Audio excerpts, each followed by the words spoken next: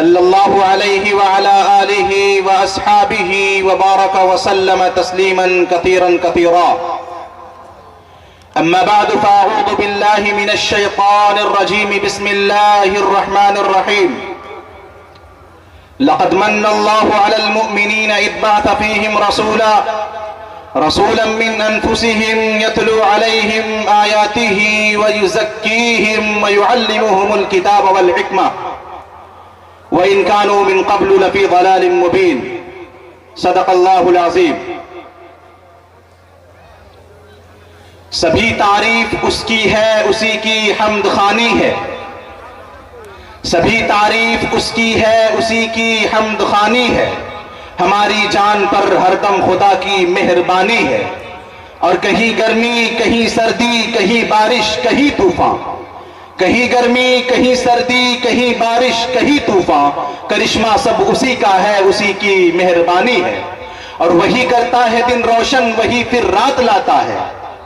وہی کرتا ہے دن روشن وہی پھر رات لاتا ہے، حکومت اس کی چوطرفہ زمینی آسمانی ہے، نور ہی نور کا سما کیسی عجیب رات ہے، نور ہی نور کا سما کیسی عجیب رات ہے،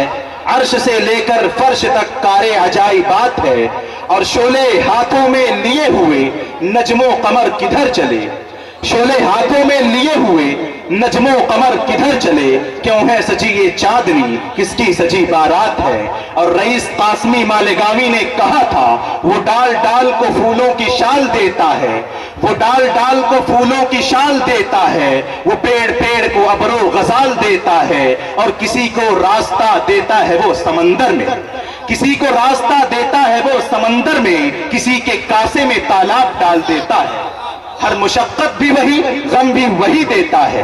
ہر مشقت بھی وہی غم بھی وہی دیتا ہے، دھوپ اور چھاؤں کے موسم بھی وہی دیتا ہے، اور زخم لگتے ہی نہیں اس کی اجازت کے بغیر، اور پھر زخم کو مرہم بھی وہی دیتا ہے۔ اسٹیج پر تشریف فرما محترم اور معزز علماء کرام، اور سامنے تشریف فرما محترم سامعین عظام، پردے کے پیچھے بیٹھی ہوئی میری محترم اور معزز مائیں اور بہنیں، قابل مبارکباد ہے کمیٹی کے وہ افراد کہ جن کو اللہ رب العزت نے یہ توفیق بخشی کہ آج کے اس شب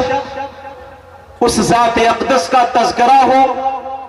اس نبی امی رحمت للعالمین شفیع المذنبین صلی اللہ علیہ وسلم کا ذکر کیا جائے،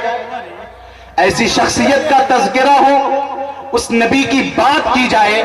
جس کا تذکرہ اللہ رب العزت نے قرآن کریم کے اندر متعدد مقامات پر کیا ہے۔ کتنے ہی مقامات پر اللہ رب العزت نے آپ کی عظمت و بلندی اور رفعت و پاک دامنی کا تذکرہ کیا ہے۔